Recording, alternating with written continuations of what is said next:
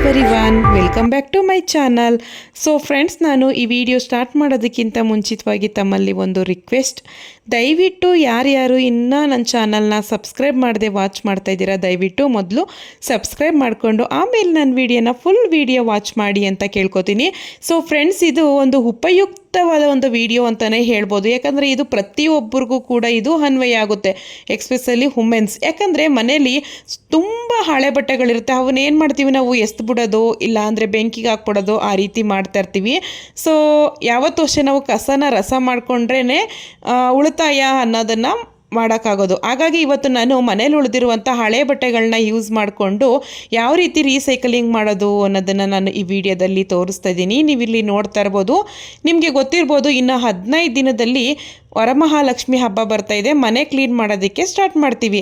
ಆಗ ಉಳಿದಿರುವಂಥ ಹಳೆ ಬಟ್ಟೆಗಳು, ಮನೆ ಕ್ಲೀನ್ ಮಾಡ್ತಾಯಿದ್ರೆ ಹಳೆ ಬಟ್ಟೆಗಳೆಲ್ಲ ಒಂದು ಮೂಟೆ ಕಟ್ಟಿ ಇಡ್ತೀವಿ. ಅದ್ರ ಬದಲು ನಾವು ಮೂಟೆ ಕಟ್ಟಿ ಇಡೋದ್ರ ಬದಲು ಈ ಬಟ್ಟೆಗಳನ್ನ ಯೂಸ್ ಮಾಡಿಕೊಂಡು ನಾವು ರೀಸೈಕಲಿಂಗ್ ಮಾಡೋದ್ರಿಂದ ತುಂಬ ಯೂಸ್ ಆಗುತ್ತೆ. ಮತ್ತು ಹಳೆ ಬಟ್ಟೆಗಳನ್ನ ಮೂಟೆ ಕಟ್ಟಿ ಹಾಕೋದು ಕೂಡ ತಪ್ಪುತ್ತೆ. ಹಾಗಾಗಿ ನಾನೀಗ ನಮ್ಮನೇಲಿ ಒಂದು ಮೂಟೆ ಹಳೆ ಬಟ್ಟೆ ಇದೆ, ನೀವಿಲ್ಲಿ ನೋಡ್ತಾ ಇರ್ಬೋದು.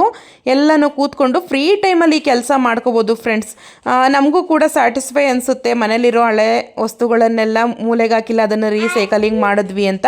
ಹಾಗಾಗಿ ಹಳೆ ಬಟ್ಟೆ ಎಲ್ಲ ಕೂತ್ಕೊಂಡು ಈಗ ಕಟ್ ಮಾಡ್ತಾಯಿದ್ದೀನಿ. ನನಗೆ 2 ದಿನ ಹಿಡೀತು. ಅಂದರೆ ನಾನು ಮನೆ ಕೆಲಸ ಮಾಡಿಕೊಂಡು ಫ್ರೀ ಟೈಮಲ್ಲಿ ಈ ಕೆಲಸನ ಮಾಡ್ತಾ ಇರುವಂಥದ್ದು. ನೈಟ್ ಸ್ವಲ್ಪ ಬಟ್ಟೆ ಕಟ್ ಮಾಡಿದ್ದೆ, ಈಗ ಬೆಳಿಗ್ಗೆನೂ ಕೂಡ ಉಳಿದಿರುವಂಥ ಬಟ್ಟೆಗಳನ್ನ ಈಗ ಎಲ್ಲ ಸಣ್ಣ ಸಣ್ಣ ಕಟ್ ಮಾಡಿದ್ರೆ ಓಕೆ, ನಾವು ಮಾಡುವಂಥ ರೀಸೈಕಲಿಂಗ್ ಅಂದರೆ ಏನು ವಸ್ತುನ ಮಾಡ್ತಾ ಇದ್ದೀವೋ ಅದು ನೀಟಾಗಿ ಬರುತ್ತೆ. ಹಾಗಾಗಿ ನಾನು ಇವಾಗ ಬಟ್ಟೆ ಎಲ್ಲ ಸಣ್ಣ ಸಣ್ಣಕ್ಕೆ ಕಟ್ ಮಾಡ್ತಾಯಿದ್ದೀನಿ.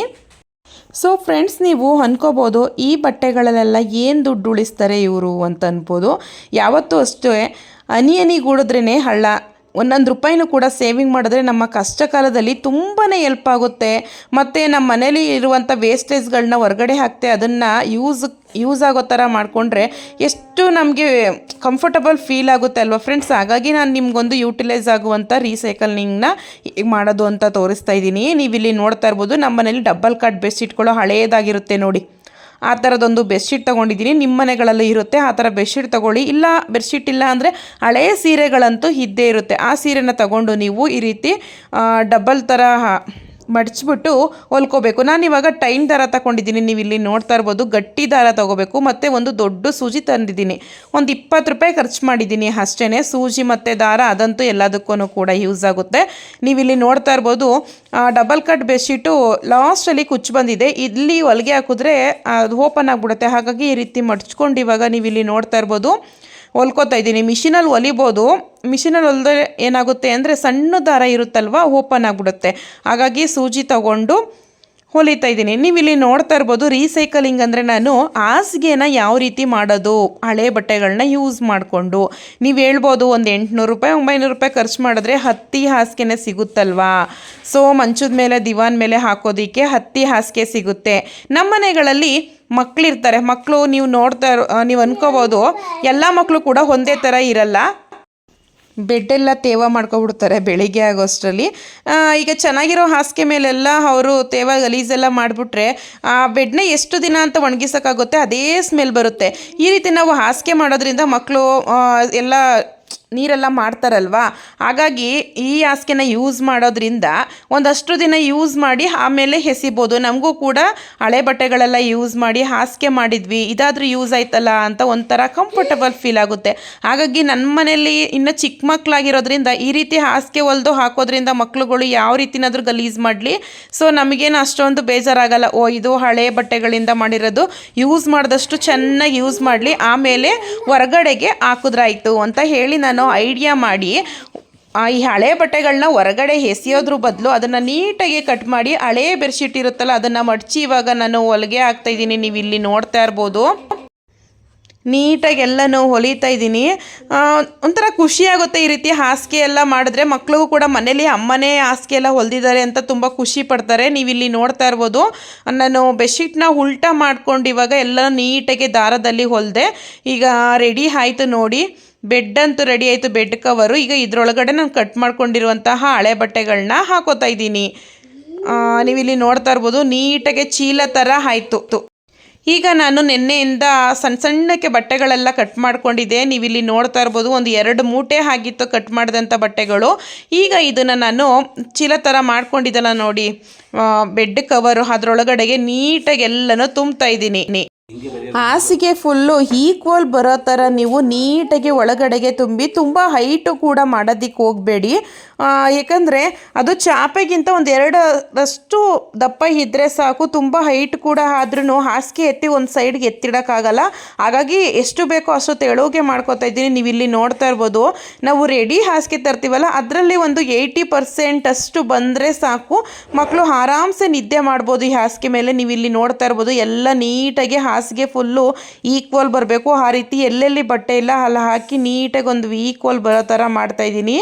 ನೀವಿಲ್ಲಿ ನೋಡ್ತಾ ಇರ್ಬೋದು, ಈಗ ಈಕ್ವಲ್ ಆಯಿತು. ಈಗ ನೀಟಾಗಿ ಮಡಚಿ ಅದು, ಯಾಕಂದರೆ ಒಂದು ಸ್ವಲ್ಪ ಲೂಸಾಗಿ ಹೊಲ್ದುಬಿಟ್ರು ಕೂಡ ಆ ಕಡೆ ಈ ಕಡೆ ಬಟ್ಟೆಗಳು ಹೊರಟೋದ್ರೆ ಅದು ಖಾಲಿ ಖಾಲಿ ಥರ ಕಾಣಿಸುತ್ತೆ. ಹಾಗಾಗಿ ನೀಟ್ ಮಾಡಿಬಿಟ್ಟು ಇವಾಗ ನೀಟಾಗಿ ಮಡಚಿ ಅದನ್ನು ಪುನಃ ಫುಲ್ಲು ಕ್ಲೋಸ್ ಮಾಡಿ ಹೊಲ್ಕೋತಾ ಇದ್ದೀವಿ. ನೀವು ಇಲ್ಲಿ ನೋಡ್ತಾ ಇರ್ಬೋದು, ದಾರದಲ್ಲಿ ಹೊಲಿದ್ರೇ ಕರೆಕ್ಟಾಗಿ ಬರುತ್ತೆ. ಎಷ್ಟು ಟೈಟಿಗೆ ಬೇಕೋ ಅಷ್ಟಕ್ಕೆ ಇಟ್ಕೊಂಡು ನೀವು ನೀಟಾಗಿ ಹೊಲ್ಕೋಬೋದು.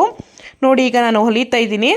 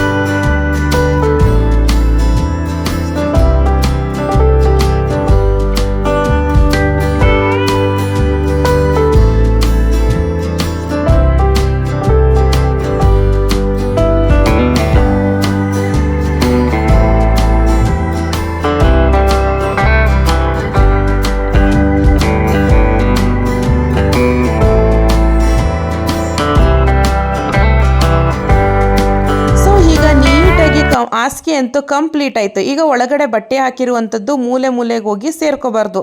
ಆ ರೀತಿ ಮಾಡಬೇಕು ಅಂದರೆ ಇವಾಗ ಮಧ್ಯದಲ್ಲಿ ನಾವು ಸೂಜಿ ದಾರದಲ್ಲಿ ಒಂದೊಂದು ಕಡೆ ಹೊಲಿಬೇಕು. ನೀವು ಇಲ್ಲಿ ನೋಡ್ತಾ ಇರ್ಬೋದು, ಮಾಮೂಲಿ ಹಾಸಿಗೆಗಳಲ್ಲಿ ಈ ರೀತಿ ಸ್ಟಿಚ್ ಮಾಡಿರ್ತಾರೆ.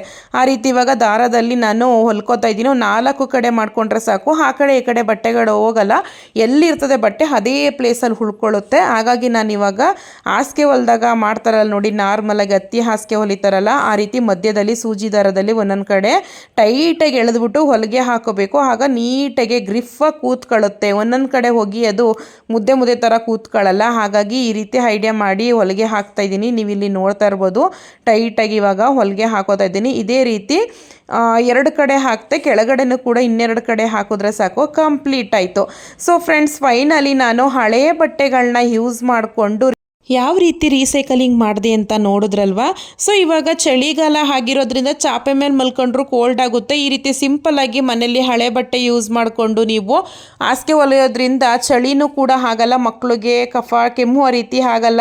ಆರಾಮಾಗಿ ಹಾಸಿಗೆಯಲ್ಲಿ ಮಲ್ಕೊಂಡು ನಿದ್ದೆ ಮಾಡ್ಬೋದು. ಎಲ್ಲರ ಮನೆಯಲ್ಲೂ ಹಾಸಿಗೆ ವ್ಯವಸ್ಥೆ ಇರಲ್ಲ. ಈ ರೀತಿ ಹಳೆ ಬಟ್ಟೆ ಇದ್ದರೆ ನೀವು ಈ ರೀತಿ ಹಾಸಿಗೆನ ಮಾಡಿ ಮಕ್ಕಳಿಗೆ ಕೊಡ್ಬೋದು. ಫೈನಲಿ ನಮ್ಮ ಮನೆಯಲ್ಲಿ ಹಾಸಿಗೆ ಅಂತೂ ರೆಡಿ ಆಯಿತು. ನಾನು ಮಾಡಿದಂಥ ರೀಸೈಕಲಿಂಗ್ ನಿಮಗೆ ಇಷ್ಟ ಆಗಿದ್ರೆ ದಯವಿಟ್ಟು ಹೇಗಿತ್ತು ಅಂತ ಕಾಮೆಂಟ್ ಮಾಡೋದನ್ನ ಮರಿಬೇಡಿ. ಹಾಗೆ ನಿಮ್ಮ ಫ್ರೆಂಡ್ಸ್ಗಳಿಗೆ ಶೇರ್ ಮಾಡಿ, ಲೈಕ್ ಮಾಡಿ ಅಂತ ಕೇಳ್ಕೊತೀನಿ. Okay friends, thank you for watching. Okay, bye.